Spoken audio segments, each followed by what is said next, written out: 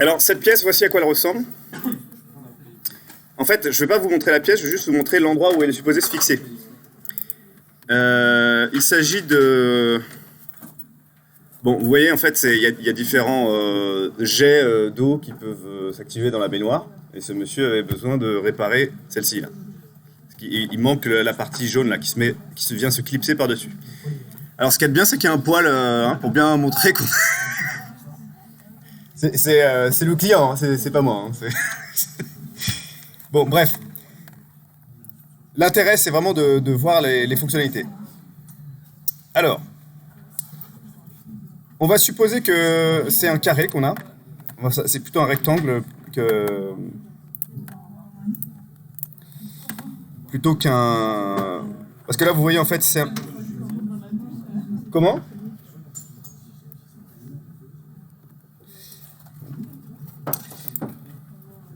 On voit que c'est un peu incliné, là, mais là, pour simplifier l'exercice, je vais juste faire un rectangle. Donc, je vais créer un sketch, comme d'habitude. Là, ce qui va m'intéresser, c'est pas tellement les dimensions, hein, c'est juste simplement la forme. Donc, on va faire 50 par 100. Là, de l'autre côté, on va mettre un arc.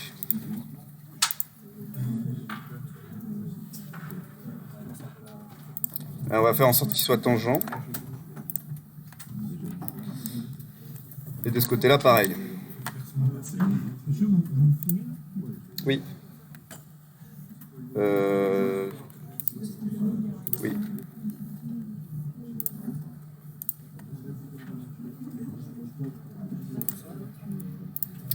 Donc toujours pareil, hein, les contraintes de tangente, ça vous connaissez très bien. Ok, donc là on a la base. Alors, maintenant en fait l'idée ça va être de faire quelque chose... Je vous montre quand même l'idée de la fin. Baignoire. L'idée à la fin c'est que ça ressemble à quelque chose comme ça. Ok ? Pouvoir projeter de l'eau avec les perçages qui sont là. Donc il va falloir en fait faire la même géométrie mais plus haut. Donc tout à l'heure on m'a parlé de revoir la partie projection, donc là c'est ce qu'on va faire. Donc pour ça je vais construire un plan juste un petit peu plus haut.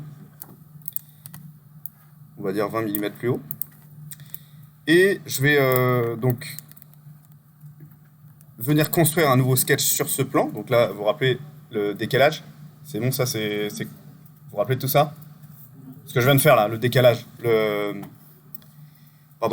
offset plane, ici. C'est bon ? Je refais ? Non, c'est bon. Ok, donc là, je construis un sketch ici. Et je veux construire quelque chose par rapport à la géométrie d'en dessous. En fait, je veux faire la même géométrie, mais plus petite, comme ici. Ça, on a la géométrie du bas et celle du haut. Donc, je vais simplement prendre l'outil Project, donc Create Project. Ok. Et avec ça, en fait, je vais pouvoir faire apparaître des parties de la géométrie du dessous au-dessus. Okay, vous voyez, là, ce qui apparaît en violet, c'est ce que je crée avec ma projection. Okay. Donc là, en violet, j'ai fait réapparaître un peu plus haut la même géométrie. Ce qui m'intéresse, c'est d'avoir la même chose en plus petit. Donc, je vais utiliser l'outil Offset. Donc, je sélectionne bien tout. Et on va réduire ça. On va mettre moins 5. Ok, donc maintenant vous allez me dire, mais pourquoi vous faites ça en fait ? Pourquoi faire ça ? En fait, pourquoi construire la même chose au-dessus ? En fait, c'est justement pour vous montrer un nouvel outil qui est le loft. Le principe du loft, c'est qu'on va pouvoir prendre deux surfaces, quelles qu'elles soient, et les relier. Et automatiquement, le logiciel va nous construire toute la géométrie la plus logique pour relier ces deux surfaces. Par exemple, je pourrais relier un rond à un carré. Là, ici, je crée un nouveau sketch juste pour vous montrer un exemple. Donc, ici, je dessine un rectangle. Plus haut, je dessine un rond.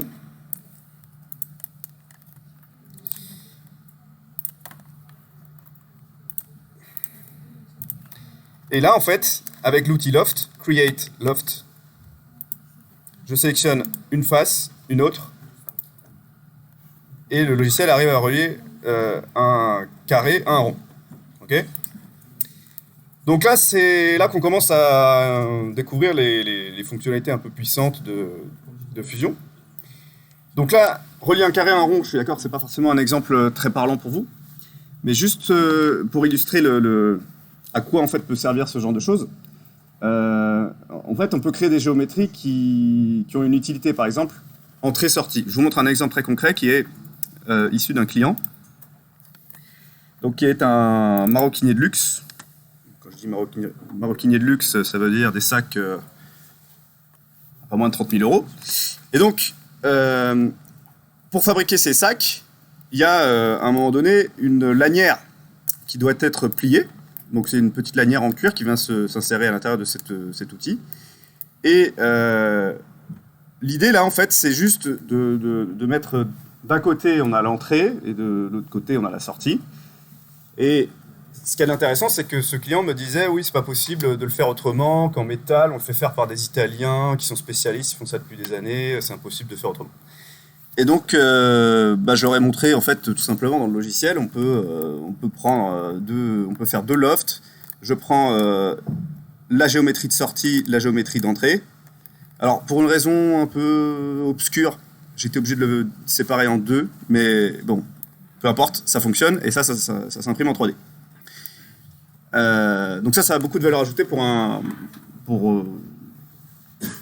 ce client en tout cas, mais tout ça pour dire que le loft est très pratique dans beaucoup de situations.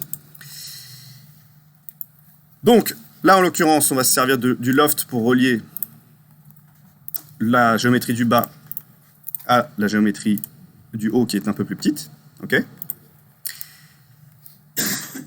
Ok, donc là vous connaissez la fonctionnalité filet. Donc là je vais juste arrondir un peu.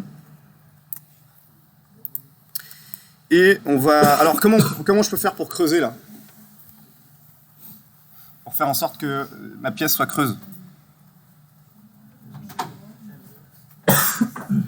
Oui, shell, exactement. Donc, shell. Je sélectionne cette surface. Et on va mettre une valeur de 2 mm, parce que je veux que ce soit 2 mm d'épaisseur. OK ? Alors maintenant, autre fonctionnalité, ça va être le complex hole. C'est-à-dire, jusqu'à présent, quand on a vu des perçages, ce qu'on a fait, c'est qu'on a pris un cercle, ou un rectangle, une géométrie quelconque, et on a dit on fait une extrusion. L'extrusion, ça va couper de manière rectiligne, de manière rectiligne une forme, un volume. Là, en fait, on va utiliser ici hole, cette fonction hole, qui en fait permet d'imiter des outils réels, des outils qui existent, des outils de fabrication. Et donc il y a différents types de perçage qu'on peut faire. Perçage simple, donc ça c'est ce qu'on a utilisé jusqu'à présent, ou perçage tout droit. Mais après on a des counterbore, countersink. Alors tout ça il y a des traductions en français, je les connais pas. C'est différents types de perçage qui sont assez faciles à comprendre quand on regarde en fait le pictogramme. Donc là, je vais prendre un countersink parce qu'en fait, ce que je veux, c'est un perçage avec comme un entonnoir. Et je vais sélectionner une surface. Donc, je vais sélectionner cette surface-là. La raison pour laquelle je vous montre ça, c'est parce qu'il y a plusieurs façons. Évidemment, je peux refaire ça avec d'autres outils. C'est juste que ça permet de redessiner ces géométries avec une seule action. Alors là, on peut paramétrer l'ouverture. Donc là, par exemple, on est à 90 degrés.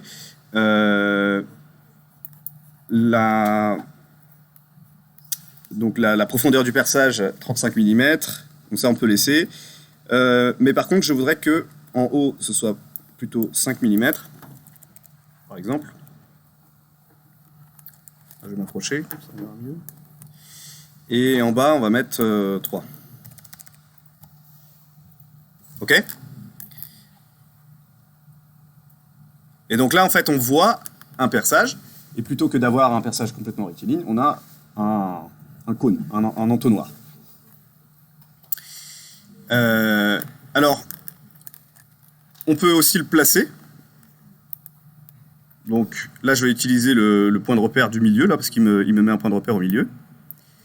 Et cela m'amène à vous montrer la fonctionnalité de pattern. Donc, un pattern, qu'est-ce que c'est? Comment on dit un pattern en français? J'ai entendu, oui. Motif.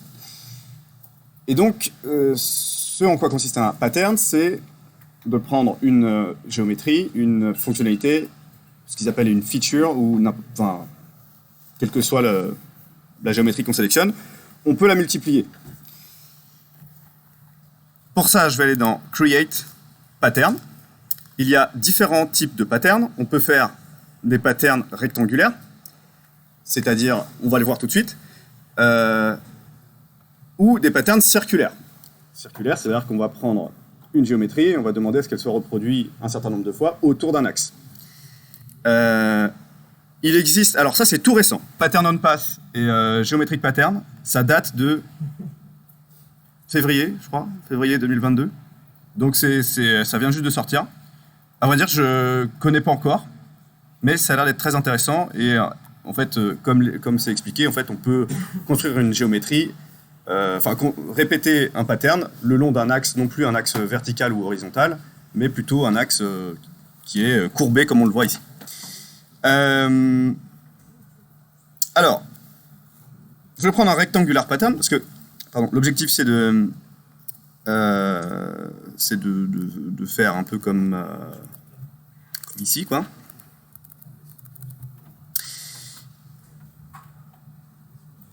Donc, create pattern.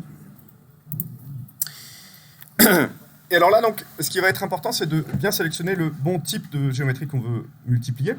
Là, ce que je vais prendre, c'est quoi d'après vous? Component, bodies, faces, feature.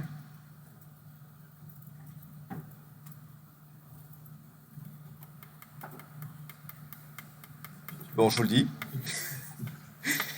C'est feature. En fait, là, ce que je vais prendre, c'est feature, parce que ce que je veux multiplier, c'est un élément de mon historique. Donc, quand je vais cliquer sur feature, c'est super pratique, parce que je peux dire, en fait, ce que je vais sélectionner, l'objet que je vais sélectionner. Je ne vais pas juste essayer d'attraper le cône plus le perçage qui va avec. Je vais juste sélectionner ça. D'accord? Donc, je sélectionne la feature que j'ai créée préalablement. Et maintenant, je vais pouvoir la multiplier. Donc, il me demande de sélectionner une ou deux directions au travers desquelles je veux multiplier cette géométrie.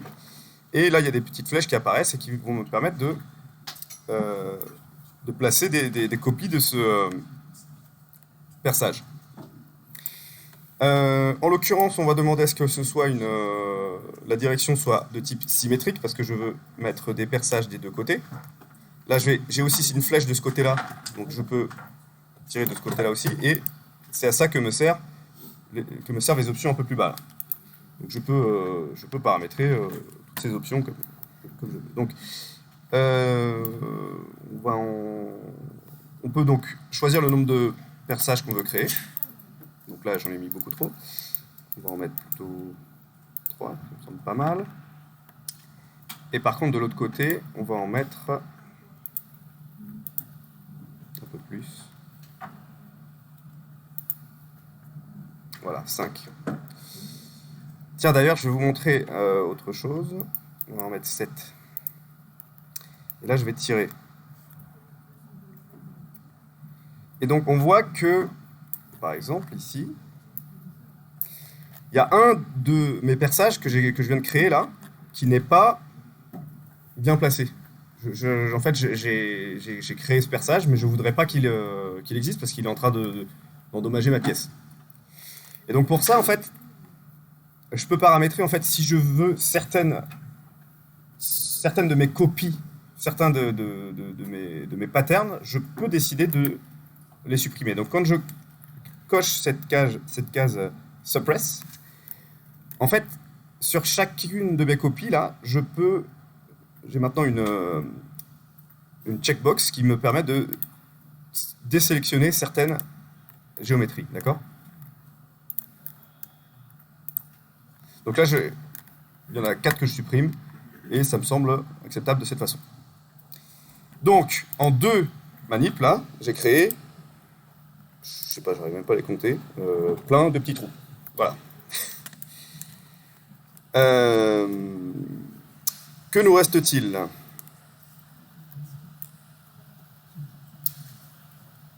Ah oui, bien sûr. Alors, ici, on va... En fait, si on regarde bien, là, la pièce que je suis en train de dessiner, elle va s'accrocher. Vous voyez comment elle va s'accrocher ou pas? Par un système de ce qu'on appelle en anglais snap fit. En français, c'est emboîtement élastique, je crois. Et donc, juste pour que vous voyez ce que c'est. Snap fit.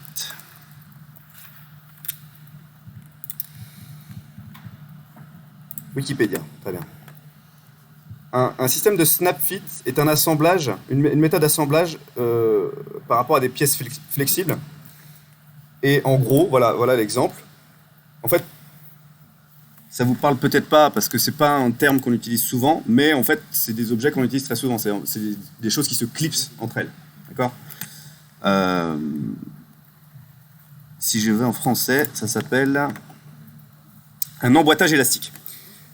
Donc en gros, on fait rentrer une pièce dans une autre grâce à un système, enfin grâce à l'élasticité de la pièce. Donc pour s'assurer que la pièce que je suis en train de dessiner là puisse bien tenir puisse bien s'emboîter là-dessus, je vais créer un système de snap fit. Ce qui veut dire qu'il faut que je crée un petit rebord le long à l'intérieur de cette pièce pour qu'elle s'accroche. Alors, je pourrais le faire de plusieurs façons. Je pourrais le faire manuellement, mais ce qui m'intéresse, c'est encore une fois de vous montrer une nouvelle fonctionnalité. 2 nouvelles fonctionnalités d'ailleurs. Déjà, en fait, ce que je vais chercher à faire, c'est dessiner à l'intérieur de ma pièce. Donc pour ça, je peux créer un sketch et aller donc là-dessus. Sauf que pour créer à l'intérieur, vous voyez que je suis gêné là. Vous êtes d'accord? Je veux créer. Moi, ce que je veux, c'est dessiner à l'intérieur là. Ce que je fais là, c'est que je dessine. Vous voyez là, mon rectangle où il est. Je veux dessiner là.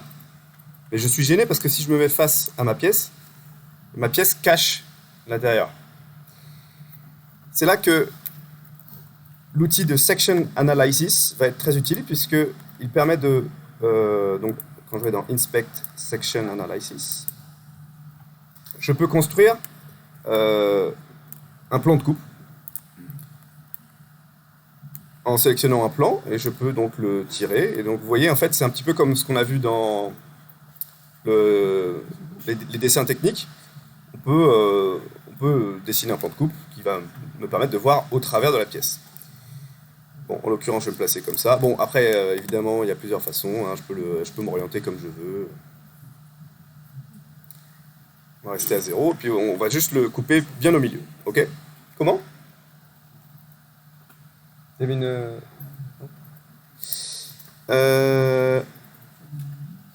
Alors, juste pour info, ce qui apparaît quand on crée un plan de coupe, une section analysis comme ça, c'est un petit dossier ici qui s'appelle analysis.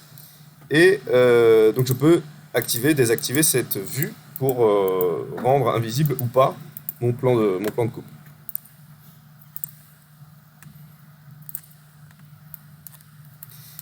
Alors ici, je vais faire un truc assez simple. Hein. Je vais dessiner, bon, je vais projeter un peu.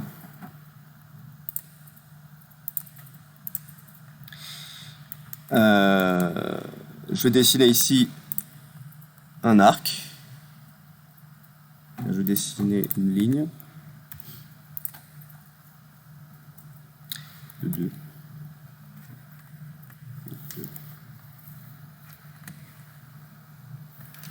Ah, tiens. Je relis ça juste pour pouvoir longer correctement le rebord de ma géométrie là. Et donc je dessine une ligne ici qui va faire 2 et qui va être coïncidente avec la ligne que je viens de dessiner préalablement. Là je vais créer un arc, donc toujours pareil, 3-point arc.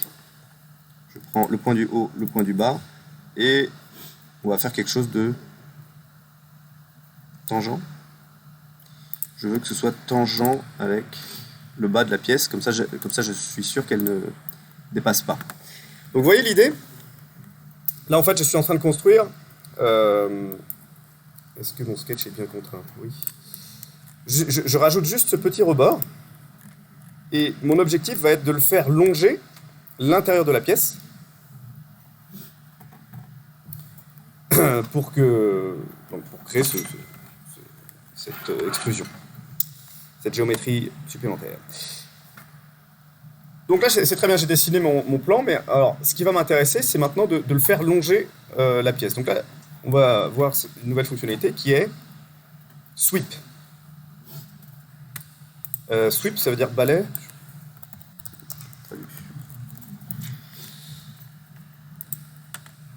Balayer, ouais. Donc, en fait, ce qu'on va faire, c'est le principe du sweep, c'est que...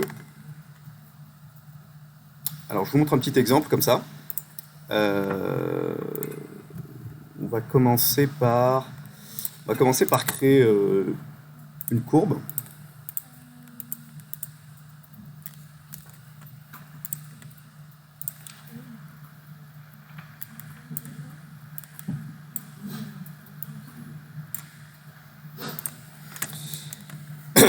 Et par-dessus cette courbe, je peux construire donc... alors ça, c'est un autre type de construction de plan. Je peux faire un plan le long d'un axe.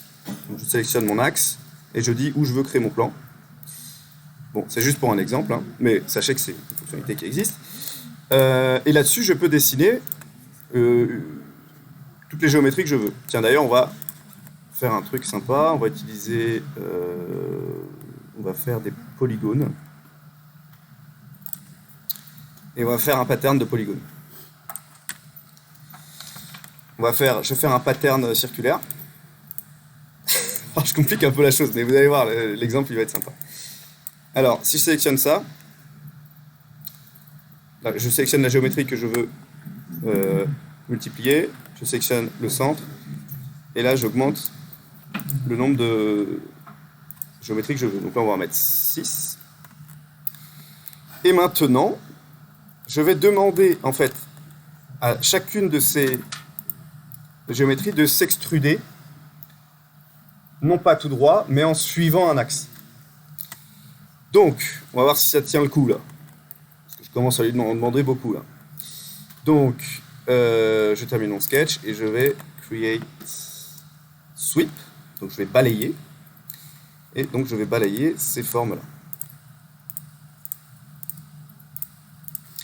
Je sélectionne mes formes. Ensuite, il me demande de sélectionner un path, donc un chemin.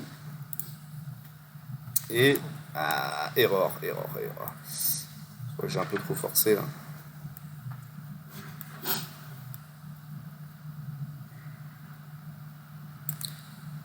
Ouais, il y a un problème parce que... En fait, il y a une intersection. En fait, la géométrie se croise elle-même. Ah ouais. Bon, là, on a un début. Je vais juste corriger rapidement.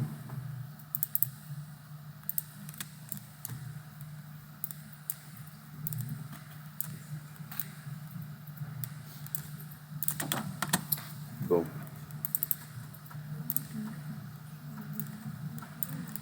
Ok, bon, vous voyez le principe?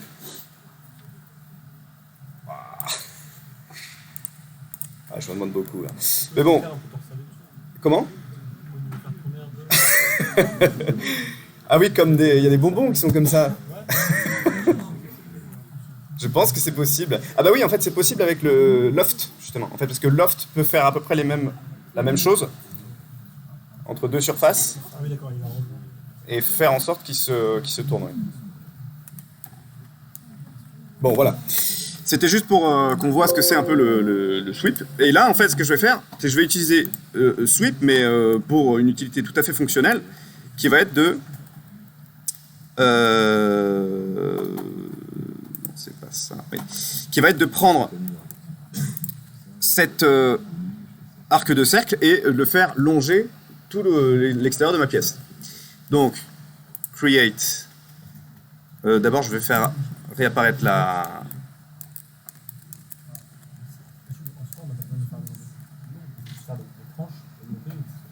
Oui, on pourrait, mais ce que j'aime bien utiliser le sweep, pardon, pour...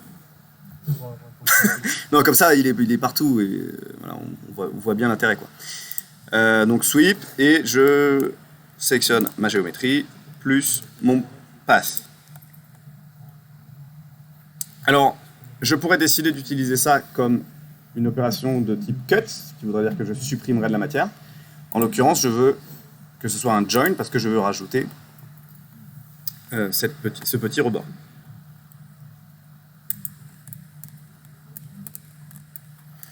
D'accord? Donc là, on a bien notre rebord qui s'est rajouté tout le long de la pièce. Alors on pourrait décider effectivement qu'il ne soit pas le long de la totalité de la pièce, mais bon, là, c'est pratique qu'il soit partout, quoi.